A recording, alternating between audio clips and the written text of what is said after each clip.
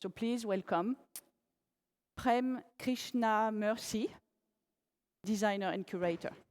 With 6 memos for the future of institutional identity. Intriguing title. All right. Welcome, Great. Prem. Thank you. Great. Thank you. Hey, everyone. I think I need a clicker of some kind. Where's the technology? Thanks.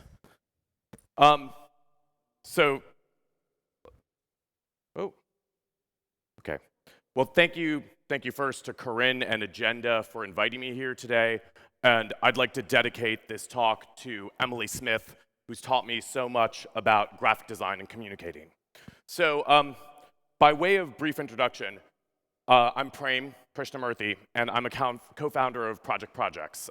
Project Projects is a New York-based graphic design studio. We've worked since 2004 on projects primarily in the cultural sector, with artists, architects, universities, nonprofits, and museums. From the beginning, we've always been interested in the idea of graphic design as an expanded field. Graphic design is a field that's not just the typical things that you think about graphic design, though actually, to be honest, like my mother doesn't even know what graphic design is, still doesn't after all these years. But we think of graphic design as something that involves both the traditional things you think of under graphic design, as well as publishing, editing, curating, and more. So I'll talk more about that. This is the current roster at Project Projects. As you can see, we're a pretty small studio. We think of ourselves as a kind of tightly knit group of people who are interested in our little corner of the world and pushing graphic design forward in some meaningful way, and trying to have fun while doing it. And so we've always kind of seen ourselves in a little bit of a bubble. So for us, it was a major honor and also a total shock when we won the National Design Award this year. The Cooper Hewitt called us up and said, "You've won the National Design Award for Communication Design," which is the USA's highest recognition in the field. And so for us, what it really said was that this expanded notion of graphic design, the idea that graphic design can do more, is something that's viable. And I've really taken it since we got this to as a mandate, as it were, to talk more about graphic design, to help people to understand the field and the discipline, which I love so much. So that's what I'm going to try to do here today. So I'm going to start, my talk is called 6 Memos for the Future of Institutional Identity. And I'm going to start my talk with an extended quotation by the Italian novelist Italo Calvino, from whom obviously the title and structure of this talk is derived. Near the end of his life, Calvino was invited to Harvard University to deliver the prestigious Charles Eliot Norton Lectures. He proposed a set of 6 lectures and began with an introduction, which I've adapted to my own means.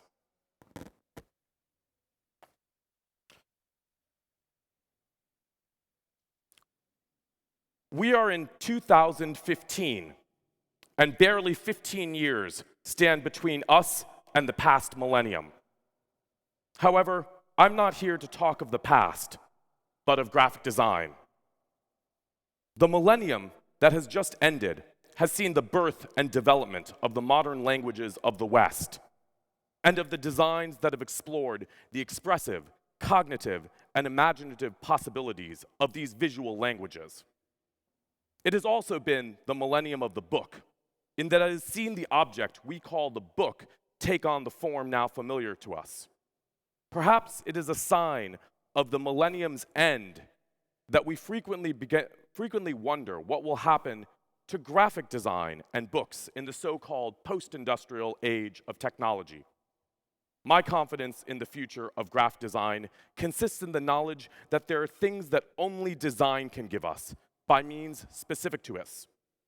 I would therefore like to devote these lectures to certain values, qualities, or peculiarities of graphic design that are very close to my heart, trying to situate them within the perspective of the new millennium.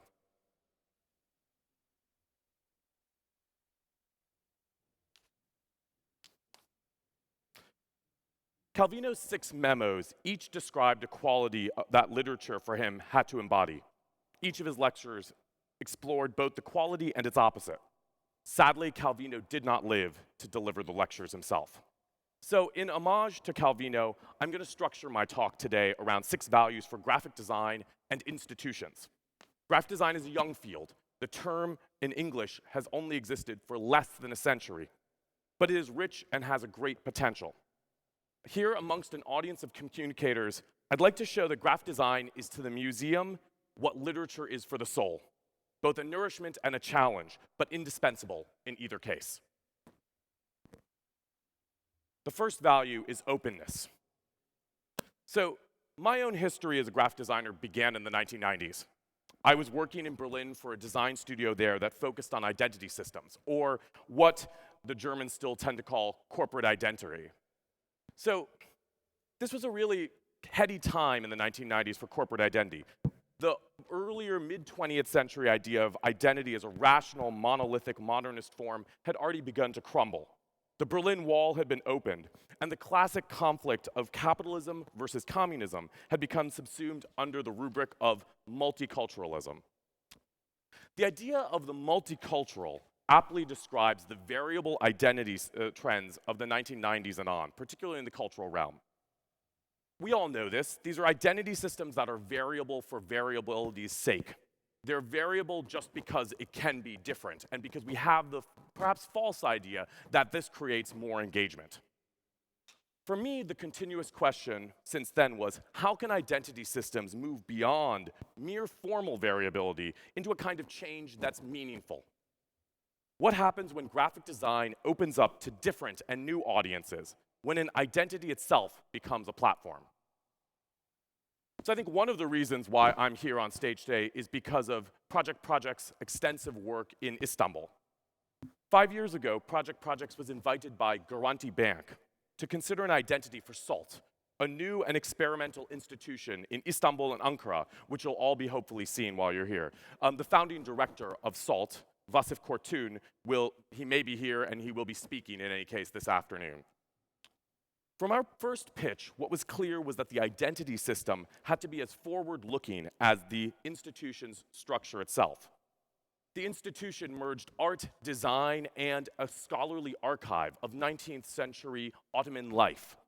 So, for this reason, we proposed that the identity system had to be a core part of the program of the institution, and proposed that the identity system would be not only a branding system, but rather a curatorial platform. So what that means is that there's no fixed logo for SALT. There's only a custom typeface in which the letters S-A-L-T are different from the neutral sans serif base font. And this kind of typeface actually serves as an exhibition space. Periodically, we invite new graphic designers from throughout the world to exhibit within SALT's identity system. What that means is that each of them can propose a new set of SALT letters. And so over time, this has changed and responded even to current events, such as Gezi Park and things in Turkey and abroad. It's like a visual timestamp. The font that is developed for a certain period of time by a given graphic designer is used in all applications, from advertising to signage to ebooks to on the website. And so in this way, you can visually see when a thing was created, while at the same time inviting new audiences from abroad and locally into the institution. The institution, as part of its mission and as part of its design, its graphic design, it rethinks itself continuously, and it rethinks itself programmatically. Now, what does programmatic mean? Somebody asked me this question yesterday. Maybe in New York we use that word more, and since our name is Project Projects, we like anything that has a P in it. But when our people say program in New York, they mean the set of curatorial activities and exhibitions that define an institution. On the other hand, my mother, who's an Indian-born software developer and roboticist, she would understand something very different under program. She would think about code, lines of code, and computer science. But of course, computer science and coding, that's also an open system. I began this memo with openness, because in any program, you have a discrete set of inputs and outputs that generate a result. As you modulate the code, as you modulate the program, you modulate what comes out on the other end. So on the other end of the spectrum, I want to talk about the identity that Project Projects created for iBeam, the Experimental Art and Technology Center in New York. This is an identity that visualizes data within the logo type itself. Each letter is generated in real time based on inputs that compile the contours of the institution and its mission. The logo type does not exist as a JPEG or as an EPS, but rather as a URL. It's a self-footnoting identity, one that's transparent. At the same time, the entire identity is an open system because it is online on the GitHub code repository. What that means is that current fellows from IBeam can actually propose changes to it, both to the variables that are pulled into the identity and to the forms that will result.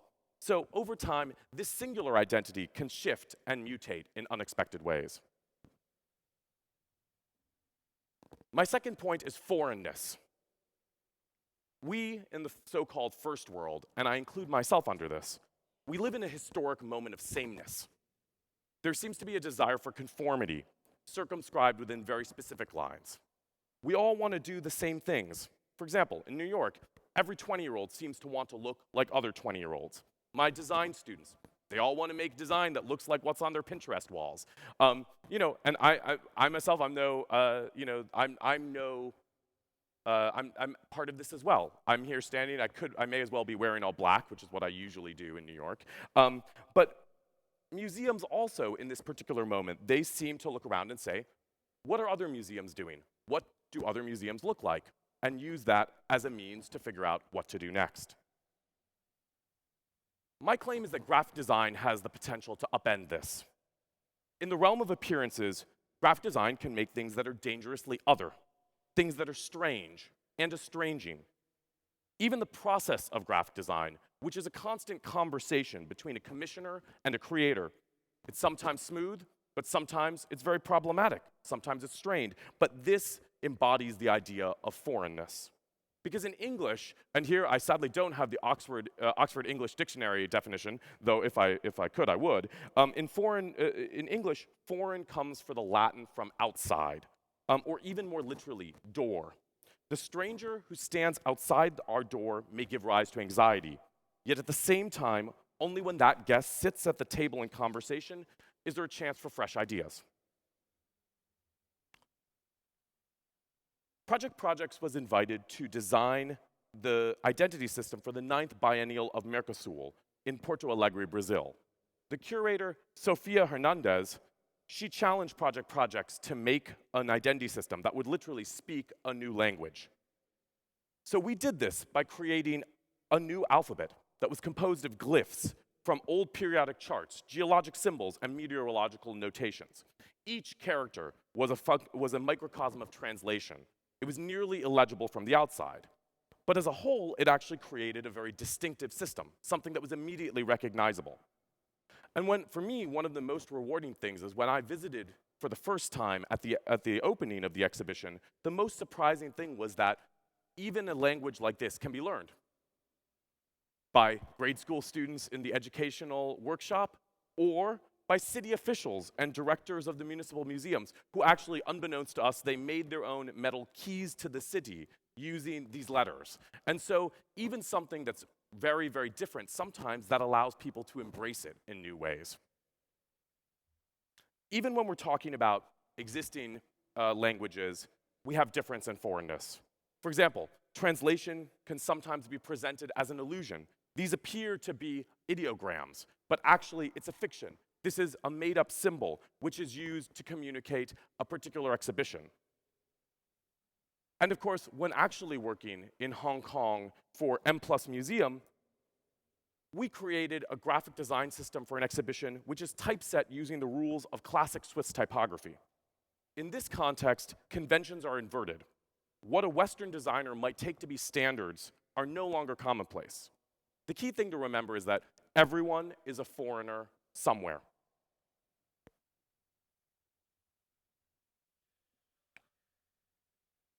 So far, I've spoken of open principles, large-scale ideas. But I think the really important thing about graphic design is that it is simultaneously high-level and nitty-gritty. It's conceptual and it's practical. Graphic design embodies thinking and making wrapped into one. For this memo, exactitude, the emphasis lies on precision, efficiency, and efficacy that go into graphic design, and by which design can construct complete worlds. I mean, these days, it's pretty unfashionable to talk about technique or craft. For example, many museums that have the C word in their names, they get rid of it. They jettison it in favor of design.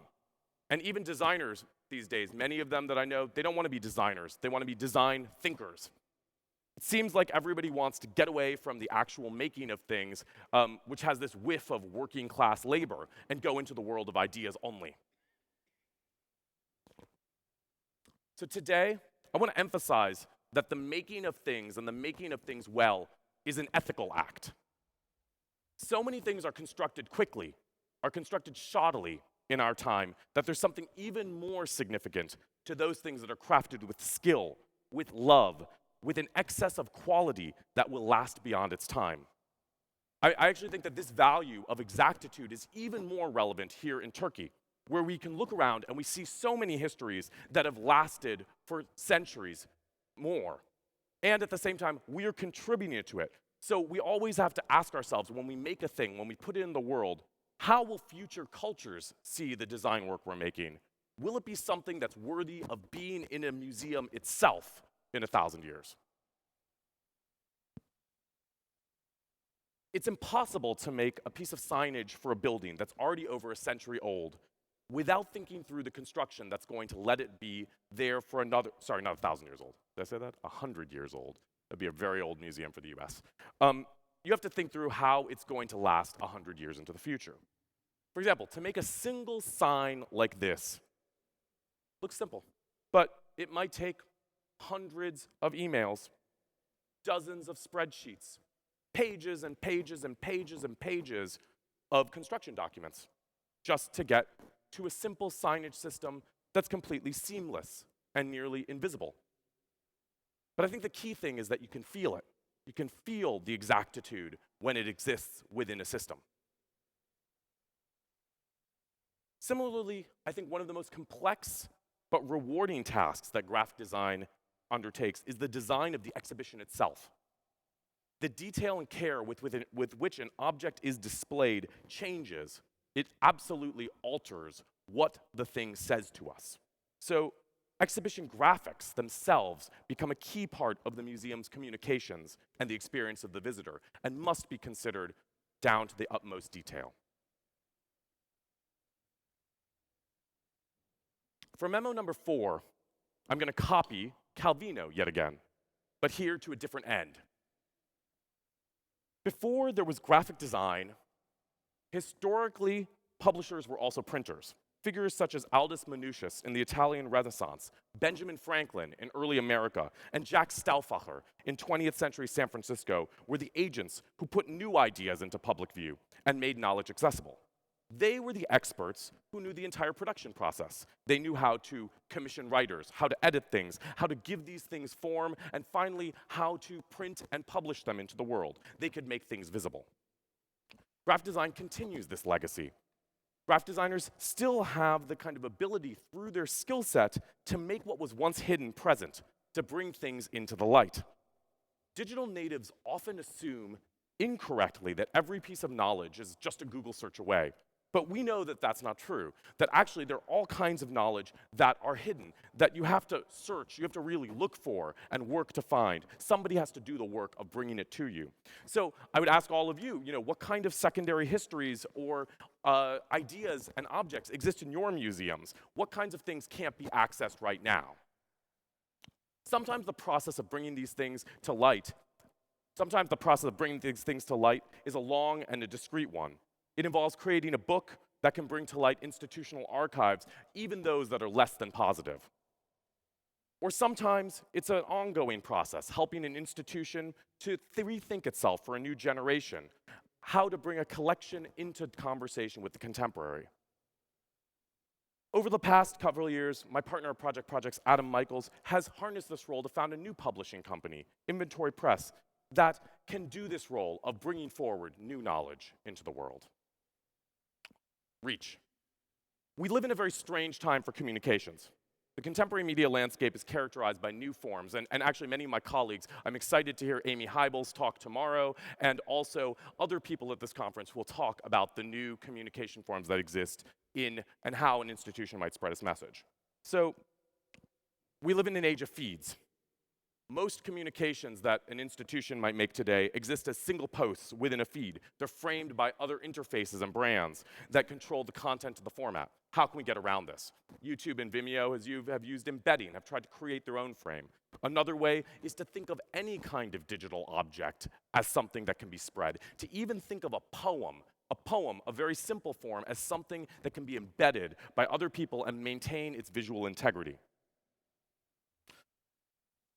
The basic unit that we see these days is no longer an album, it's not an exhibition, it's a single song, or it's an artwork floating free without context. So how can we actually bring these things together? Can we recombine ebooks and recombine the chapters to make new forms that other people can access? Or can we think about how to deal with fragmentation in a physical form? I appreciated John's talk of participation and graphic design as a catalyst. This is a project by the Dutch graphic designers Moniker that I curated for the NADA Art Fair in 2014 in Miami Beach. This kind of fungus, as they call it, is a participatory and generative installation that can be mounted in museums and public spaces. With simple forms, they can grow to create new things and also engage audiences in different ways. It's not that often that you see art collectors kneeling on the floor putting stickers on things in an art fair instead of buying art. So I think that this kind of idea that design can actually create new communities is important. The last part of my fifth point is about copying. There are certain ideas, like Milton Glazer's classic logo for New York, that are truly novel in their time. Although trademarked, this brilliant formation has been copied far and wide, but it's become even more iconic for it, even if people don't know the original. For this talk, I borrowed a title. I borrowed a structure from Italo Calvino, but in doing so, maybe I've introduced Calvino to new audiences. When we were first speaking with SALT, we convinced Garanti Bank to rethink their idea of property. We made it easy for anyone to copy the SALT typeface from the website, from the code of the institution, which means that this particular identity and its typographic DNA have continued to infect new hosts and to be remixed and empower others. Consistency, the last memo. Calvino never finished his sixth memo. He only named it. So I'm going to have to try, in my own feeble way, to define it for graphic design. Here I will define consistency as follows. The clear and seamless correspondence between an institution and its communication, between a museum's direction and its design, between programming and its public face. My argument is that for truly strategic, impactful, and long-lasting communications, graphic design must have a place at the table from the very start. For me, a paradigmatic example of consistency is Willem Sandberg. Sandberg established himself first as a graphic designer.